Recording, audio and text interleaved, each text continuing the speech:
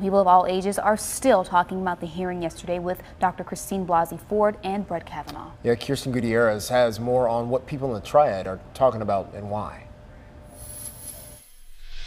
A sociology professor here at Forsyth Tech Community College says the latest Kavanaugh hearings have sparked various conversations in the classroom.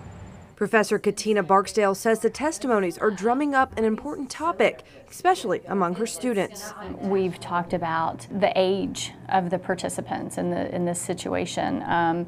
We've talked about what we're willing to forgive people of if they do other things in their life that we deem are valuable. We've also talked about the importance of victims of sexual assault always being heard.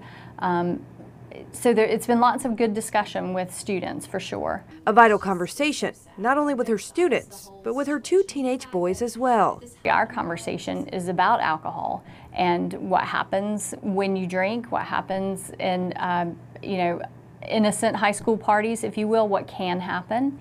And